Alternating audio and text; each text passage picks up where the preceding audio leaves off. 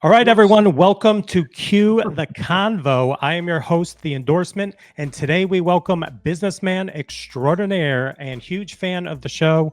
Some of you may know him as the Sonic Guy from the YouTube channel Sonic Guy, where he discussed the ins and outs of owning and operating 38. Yes. 38 Sonic drive-ins. He is now having a new YouTube channel called The Real Paul Reiser. I give you Paul Reiser. How you doing, Paul? Good morning. Hey, terrific. Thanks. Nice. Thanks for having me on your first show, Eric. I love it. Yeah, I appreciate Honored. that. Oh, I likewise. I return that sentiment to you. So we're going to kind of go through this together, little, first edition of this, first episode. So we'll see how it goes. We have a lot to cover. You have a very interesting life, especially on the business side of things. So I just want to jump right into the, I don't know, is it the elephant in the room? 38 Sonics. How did it start? Flipping hamburgers would be considered a very interesting story, as you say. So that's nice to know.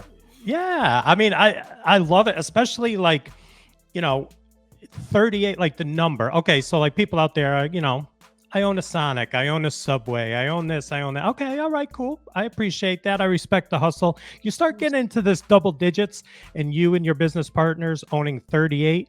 I'd love to hear how you got into that, and how's it going now? And how we got out of it. Yes, exactly.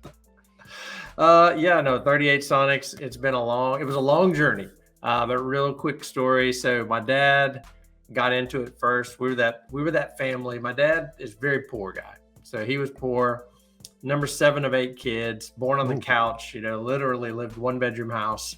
And he always wanted to start his own business. So he got into the Sonic business when he was 38. And we moved from Kansas to Louisiana to get into Sonic in 1977. Ooh. And we were that family that, the mom and dad work all the time and the kids walk around cleaning tables and taking orders out. I was a car hop when I was 9. Very cute though, Eric. I made tons of tips. Minimum minor laws weren't as strictly enforced in the 70s. Gotcha. But no, I grew up in the business, didn't want to get into it, but it turned out to be something I was good at. So me and my brothers and sisters, I'm the youngest of 5, we ended up, I started in the business. They all started in the business on our own. And then we formed a management company in 2001. And from then I was partners with my dad.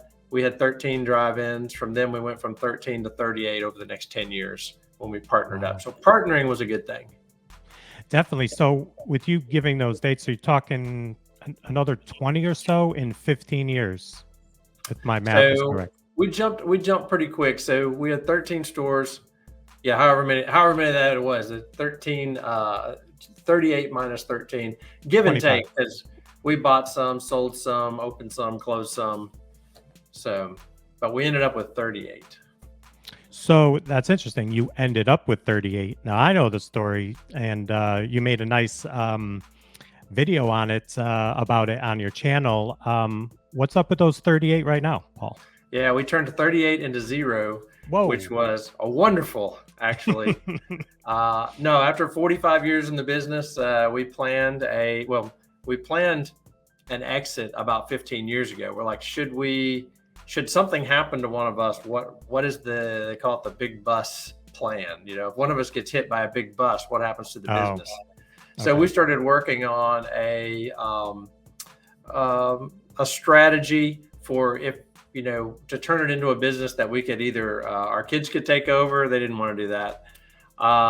It would have been 3rd generation. All of a sudden you got 21 grandkids. Wow. The pie gets cut into a lot of pieces at that point. Sure. Could we bring in a professional management team and just be a board of directors, or is it something that we could sell? So we had a nice flat organization, and it just turned out that the value of 38 Sonics became very, very, very attractive in 2020. And so we were actually able to exit the business with a nice little off into the sunset type situation. Oh, very nice. Notice the sunset. Yeah, yeah, I could picture you on the horse just riding, Yeah. going. Or in your what is it, the streamline you've got? Yeah. My Airstream. I Yeah. Airstreamed into Airstreams. the sunset. Yeah. Well, with that many, was there one that stood out? And if so, did you take anything from that one for the other 37, or are they all kind of equal? Did you have to work on some? I'm assuming you have to. I'm assuming 38 locations. They're not just all running on clockwork and they're like, Paul's doing this and we're just gonna everything's perfect. So I'm sure you had some ups and downs, but was there a shining star? Well, I always say that a bad Sonic is just one manager away from being a great Sonic. So it's the leadership that makes it happen. So we were in 4 states, mostly North Louisiana and South Alabama, but we did have some shining stars. We had one in Benton, Louisiana, one in Barksdale, in Bossier City, and one in Enterprise, Alabama, and one in Farmerville, which these are all pretty small towns, like towns with 3,000 or so, some of them. Oh. And what made it happen is we just had great managers in those stores that were able to perform. And to just kind of drive home that point, so my Sonic in Enterprise, Alabama. When we moved to Alabama, we wanted to find an existing location that we could buy and kind of start. That was kind of our foothold to get started. And there was a Sonic that was just about to go out of business. It was an old rundown. It was just barely making maybe 600,000 a year. The guy was not, 600 sales, not profit. Oh, wow. The guy was so desperate. The day we pulled up to talk to him about buying it, I said, where's the owner? And they said he's gone to Walmart to get chicken strips because they were so far behind on their bills. The food truck wouldn't even deliver to them. Oh, wow. So this business was tanked. And it turned into our #1 drive-in after several years. We actually, like I said, did about 600,000 that first year. It did almost 3.3 million the year we sold it. Wow. So the same location, same box. We did not. We put some lipstick on that pig and made it look good, but it was the same footprint, same tiny little drive-in, same 25 stalls. Wow, that's a success story. It is. Yeah. All right. That's my girl, Victoria Kennedy. If you're watching, thank you. Victoria, shout out Victoria. Nice. Come on. And I guess to piggyback off that, with 38 and that, kind of turnaround with that location in particular, what would you say? I don't know. What would you say would be the easiest thing about running a Sonic operation and owning? And what's the toughest thing about running a Sonic? Well, the good thing about owning a franchise is there's a system in place. So Sonic, the easy thing about it was there's a great system. There's great marketing. They set up your contracts with your vendors. So we get all our food and all our paper come in twice a week on the truck that Sonic already sets up for us. So that's the easiest thing. Toughest thing, Sonic is a difficult business in that we have a huge menu. The drink menus alone, we have like 1,300,000 and something drink varieties. It's all customizable. We have tons of different types of food on our menu. And we also most stores have a drive-through and stalls and a patio. So you're running almost 3 completely separate businesses. When I hire people from other businesses, whether it's McDonald's or full service especially, they come in thinking it's going to be easy. And they're like, this is the hardest thing we've ever done. It is just a challenge because of the size of the menu mostly. Yeah, definitely. I wonder how many options you have for drinks. You have so many different beverage options. There literally is like 1,300,000. There's math behind it, but it's well over 1 million. Right. I've tried them all, Eric. I've tried them all. Oh, I believe it. I still, just knowing your story and, we've talked for years now, you two bringing us together. And I've always, whenever I think about it, I'm like 38 and I always stick with that number. Like, we've kind of touched on it, but for someone to get involved in that, it's not something everyone does. I don't know if you have the numbers, how many people own, like how many people or business groups own the most amount of franchises, but it takes a special person, I would believe, especially to increase, like you said, 25 stores in 10 years or whatever it was. Like you personally, like what would be, I don't know, your best advice maybe you've ever given or gotten in your life from someone that's kind of stuck with you that you've even taken into business or into your personal life? Because I feel, if you could pinpoint one, that would be great, but I think you probably have more. But it takes, I Yeah. think, a special person that's going to dive deep into the business world, at this level in fast food. Well, thank you. It's a team effort. I mean, luckily, like I say, I had 5 partners, 4 brothers and sisters, and my dad, and so we all work together. And Sonic is a great community. I mean, more than any other franchise that I've ever seen or been associated with, Sonic owners, we're like a team. You can call a guy and he'll tell you any of his secrets. So it was a great community to be a part of. But if I was to say my personal management business, because I was president of our company, we had 1,200 employees, 38 drive-ins, and it was a challenge. We're considered a large franchise group. But my best advice, and I know this because I gave it to somebody the other day because they came in and said, have you ever had a crazy manager? I'm like, okay. My best advice is first ask why. In any situation, when you see something, our tendency is to react. An employee came in late. What are you doing? Why were you late? Just an example. Sure. And now that person has the opportunity to tell you his reason. And sometimes it's a great reason. Sometimes something horrible happened. And you're like, oh my gosh, let me help you with this. Or sometimes it was stupid. And now's your chance to coach. Let's work on this. Let me tell you what you can do to do better. Because when you're here, you're fantastic. When you're not here, you're terrible. But not only does it work at work, it works in family too, because really every relationship has to do with communication. And we all think everything circles around us. Like, for instance, if my wife is grumpy, I'm like, what have I done now? I didn't do anything. I think it's about me. And really, if I take the time to sit back and think about it, I'm like, oh, wait, it's springtime in Louisiana. Your allergies are killing you. You have a terrible headache. That's why you look upset. It's not anything I did. So the chance to step back, ask why before we react has been excellent in my life. I like that. That's pretty good. Yeah. Come on. I will endorse that. I will fully endorse that Wow. advice. Yes. Wow. Do you And want the only reason punch that's top approval? of mind, oh, come on. That's top of mind is because somebody came in the other day and asked me what to do about their store. And I said, well, have you asked them why they're doing that? Have you asked them how they are? Well, I hadn't thought about that. I thought they were just crazy. Well, they probably are, but there's probably a reason why they're acting that way. Let's do this. So kind of, and I do actually really do endorse that because I feel that's perfect. I think it works both ways. Like you said, both examples were perfect. Let's do this. What's one thing that the general public who've never owned one, never mind 38 of any, franchise, what's one thing they don't realize about the fast food world? Or maybe a misconception? Yeah, I think when people see the fast food world, when you see like a big brand like Sonic, you assume that it's owned by this big national chain and that everything should be perfect. In reality, if it's a franchise, it's probably owned by a local person. Probably even though it's got a big name on it, it's probably a mom and pop business.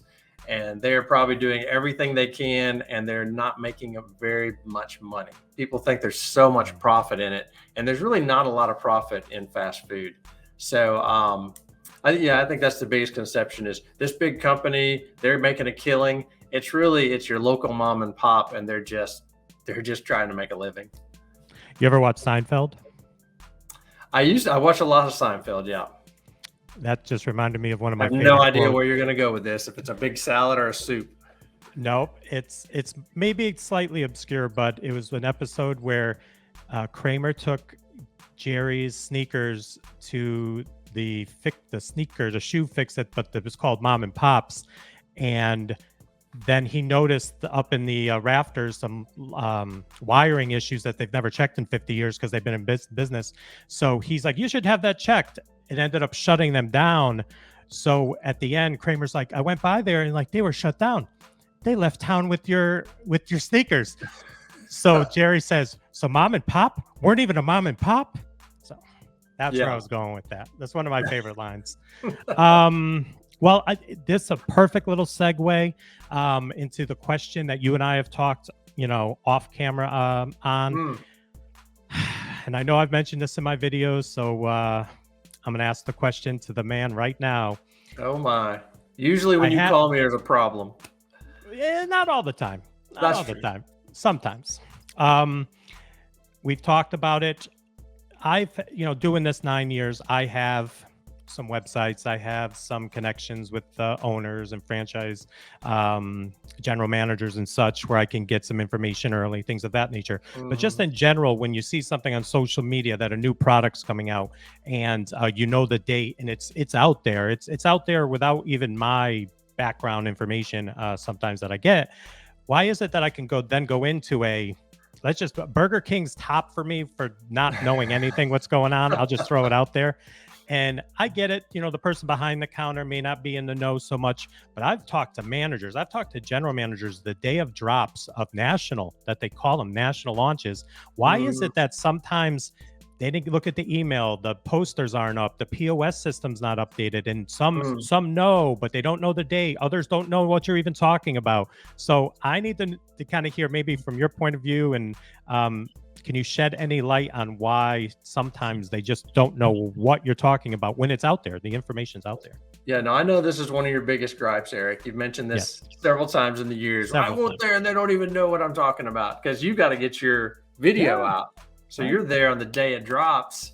For the people, Paul. For the people, to help your people. Correct. But it doesn't, if they don't know, that's frustrating. And it is frustrating. And I totally get it. But, I have the reason, but it's not a good excuse. Okay. So I'm sure your folks are going to say, well, they should know, and they should know. But you are like you say, you're an insider, you're an advocate, you're a fan, you're watching you're going to the websites, you're seeing this stuff. The average person working in that restaurant probably doesn't go to the website. They probably don't really know what's going on, and they should be getting the information. But what happens is, especially in larger brands, their job is to drive sales. They're going to drive customers to that store. So they're going to come up with new products every month. Sometimes Sonic would come up with 3 and 4 new products every month. But that guy who's only been working 2 weeks and he comes in, or even 2 months, 2 years, he doesn't realize, oh my gosh, a new item dropped on Saturday. It was 3 days before the first of the month. He should have known, but overwhelming how much information is coming out, and every month they're changing. And the average person, they're just going to work every day. And if their manager didn't take the time to properly get the information out there, then everybody doesn't know. And it's a bad excuse, but I'll tell you, it is overwhelming. Like I said, it's the mom and pop running a store. So it might be they're shorthanded, their POS system might be messed up that week. They should have a manager meeting, but they can't afford the extra labor to bring everybody in. It's just excuses upon excuses, but they are busy and they're not as focused on that website as you are, even though they should be. A great manager is. I guarantee you, Victoria Kennedy knows when her special's coming out. You can go to her store. Two Victoria shout outs in one video. I like it. Hey, she put my son through college. We might down the road have to get her on the show. How about that? You would be impressed. A much better interview than me, I promise. Oh, stop. So I guess to kind of wrap up the Sonic talk again, another item. Let me go back though. So I'll give you an example. Because ChickfilA, okay, I love them. I always say ChickfilA. They are my nemesis because they do such a good job. I had a kid at my church. He came to me one day. It's like, Mr. Paul, have you heard? We've got this new chicken tortilla soup coming out in 2 weeks. We're so excited.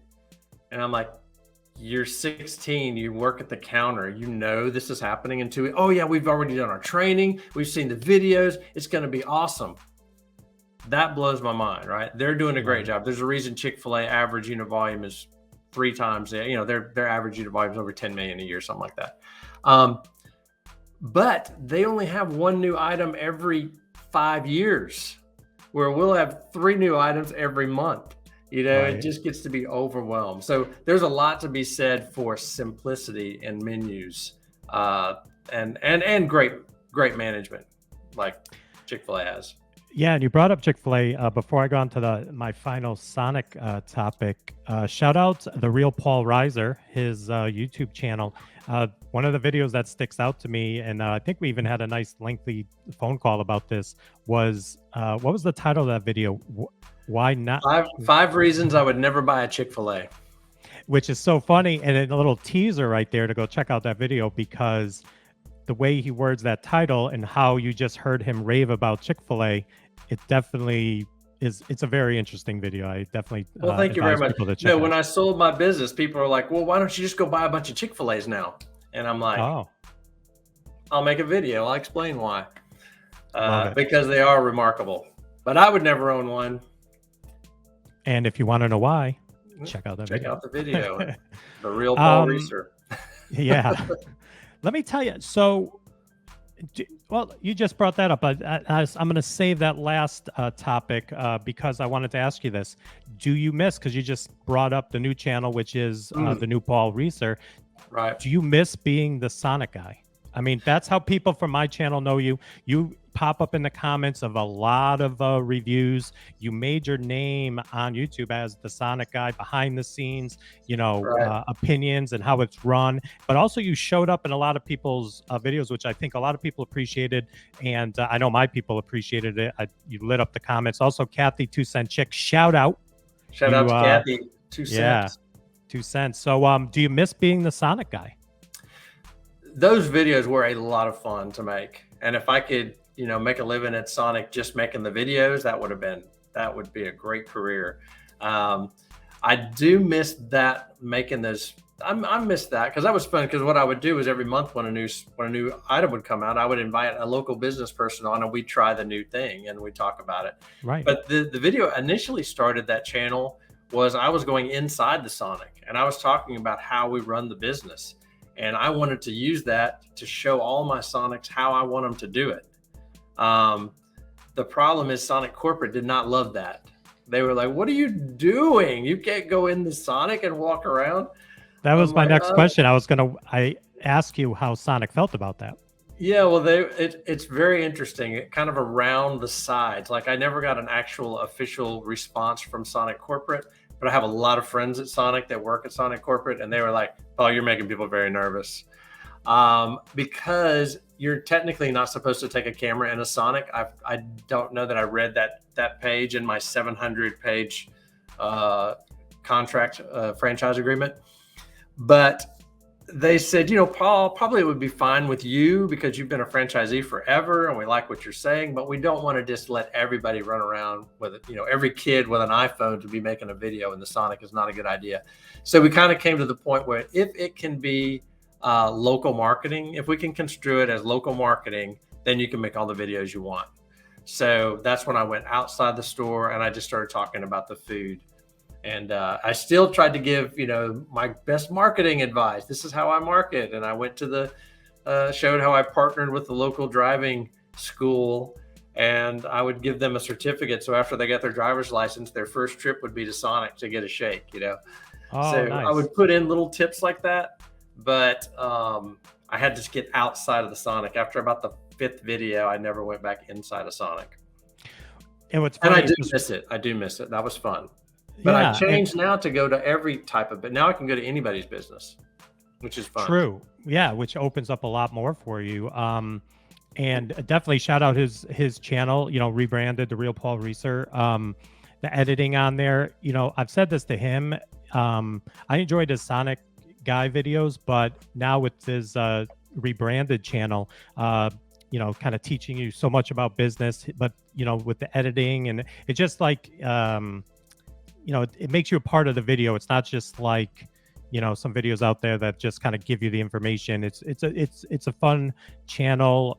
He's done great with it. So with that transition, I know it's tough. You're the Sonic guy, but I just wanted to give a shout out, not just saying that. I've said this to him before. When he's made that transition, I watch all the videos when they pop up in my feed.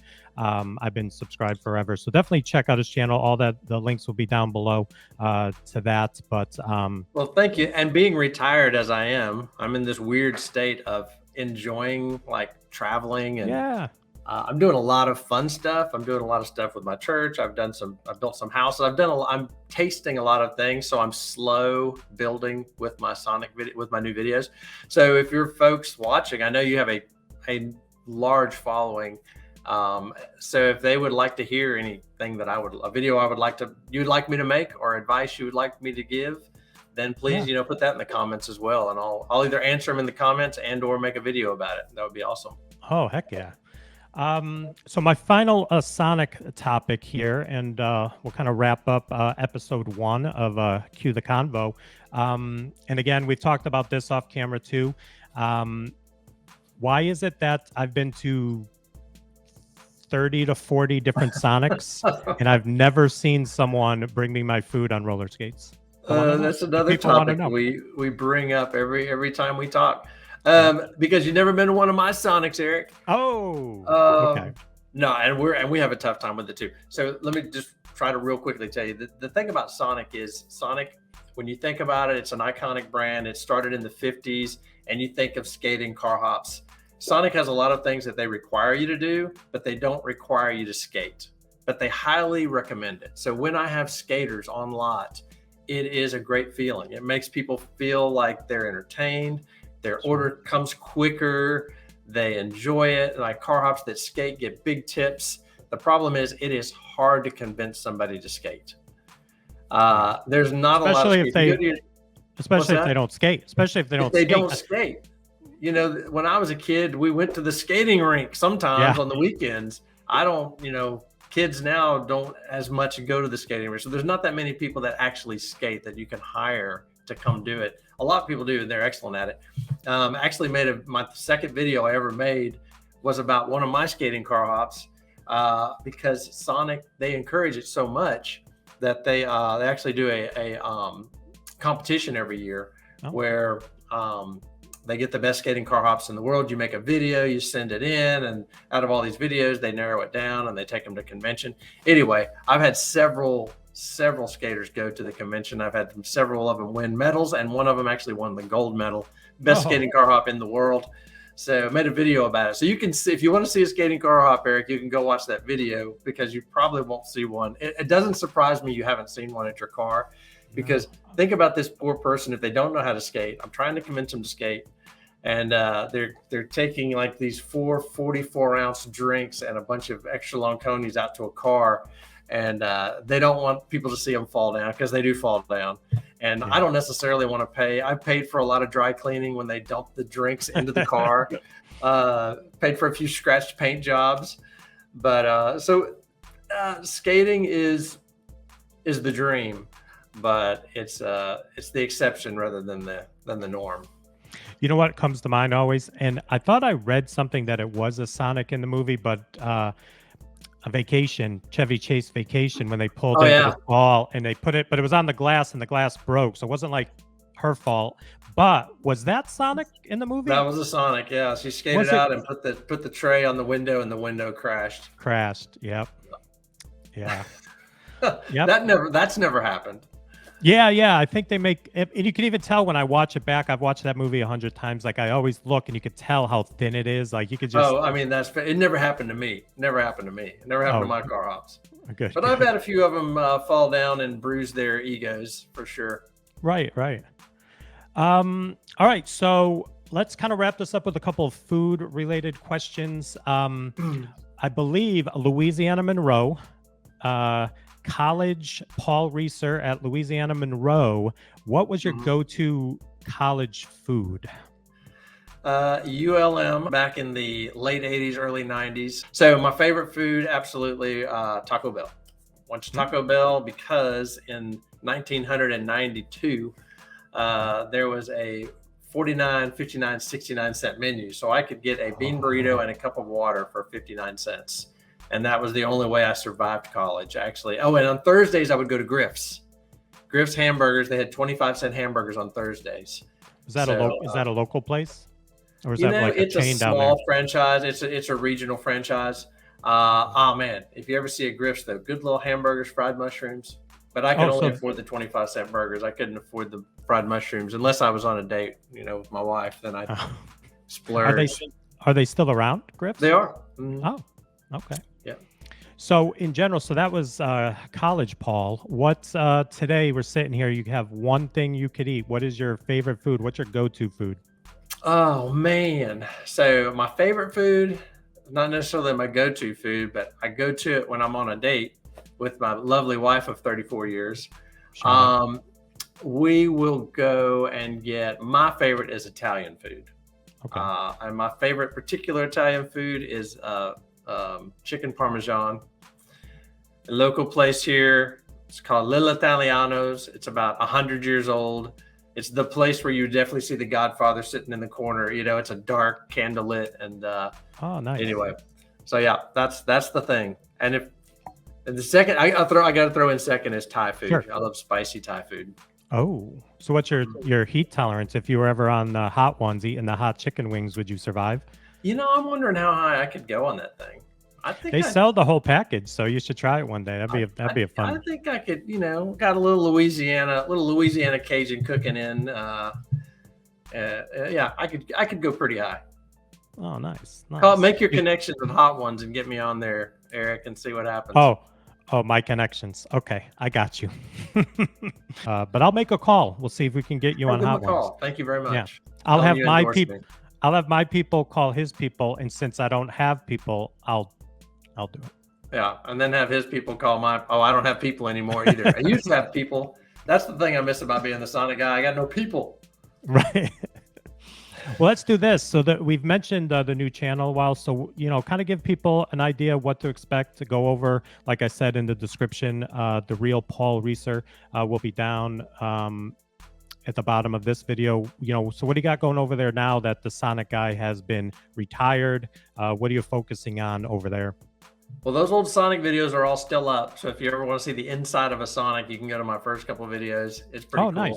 Okay. But it's, my new rebrand is just called videos about business that are informational and hopefully entertaining. So I try to be fun. I try to be fast paced. And then on the back end, I give a little lesson. This is why they do it or why I do it. Sometimes, like you say, I go to a restaurant, I went to ChickfilA and I drove through and I'm like, this is why I would never own a ChickfilA, 5 reasons. But sometimes I just give advice like, I hired somebody better than me and this is what happened, things like that. Yeah, and I've already talked it up. I love the videos, the editing. It just goes in tune with the whole video. But I like Paul has the abilities with those titles that it's like you think you know what you're getting and you're getting that, but it's like a little tweak and it's a little twist. So he tries to pull you in with it and he succeeds in that. So I definitely recommend the channel. I'll also mention this too. I believe you do a local podcast. Talk about that for a minute. What do you got going on over there? Well, so that's been fun. So locally, I partner with the television station and this local business community that I'm with. So we have a podcast called, what's it called? Good to Know Shreveport Bossier. So there's easy to find the bad news, but we're trying to improve the SEO for good news for Shreveport Bossier. So we'll have everything from like Louisiana Association for the Blind. They'll come on and they'll talk about all the things they do. Or we might even have, we had Congressman Mike Johnson was on talking about all the economic impact that's coming to the area. So good things that are coming to the area, both business wise and just social wise. So it's been a lot of fun. I've gotten to meet a lot of great people. We've been doing it for like 6 months now. So nice. It's catching on locally. How often is it, does it run? Well, it goes like, it's a video and audio podcast. So it goes up every other week. You can Google Good to Know Shreveport or goodtoknowsb.com. And our webpage will take you to the audio version and the video versions. So they put it on their TV station, and I don't want to talk too long on your podcast here, on your video, but it's pretty neat because they're trying to drive good news to the area. So the newscaster will show a little clip of it on the news, like a 1-minute clip, and then they'll say, if you want to see the whole interview, you can go listen to our podcast, or you can go to our website and see it at ktbs.com, channel 3, Shreveport Bossier. So nice. they actually, the station manager asked me if I was interested in getting into television, and I said, that sounds like a job. No, thank you. I'm done with the whole job thing. Yeah, you're like, listen, I worked too hard. We made the sale. I'm going to go on the Bourbon Trail. I'm going to take the Airstream to the Bourbon Trail and hopefully find my way back someday. Yeah, someday. Just, again, you riding off into the sunset. That's right. Good to go. Actually, I guess I'd be going east. It'd be the sunrise, but coming home. Coming home. Oh, what a smart aleck for me to actually correct you on the vision, on the direction. Sounds like something you would do. It actually would be. I'm kind of upset I didn't think about it. Well, listen, Paul, it's been great. I appreciate you being the first guest on Q the Convo. We're definitely lined up to get some other very interesting guests. You are a perfect one to start this off with. I fully endorse the channel. I endorse Paul. We've been friends for a couple of years now, and big supporter of the channel and all the other food review channels out there. You've probably seen Paul and the Sonic Guy over the years when you've done Sonic videos. So he's a staple in the genre of YouTube food reviews. So it definitely was a pleasure to have you. Check out all his links below. And I don't know, we touched on a lot of things today. Very interesting stuff. I hope people got a lot of information. I think it's just great because people get a chance to get to know you better. I mean, you're in the car, you're witty, and you make great, you're very persuasive. But this, to come with this and have a little more in depth, you're going to get to meet a lot of folks, and people will get to know you better, because I think that's pretty neat. So congratulations on this new extension to your brand. I think it's exciting. Thank you very much. I appreciate it. I got used to talking in the microphone. It's a whole different vibe right here. Yeah, no, it looks good. Suits you. It's cool. I like it. Thank you.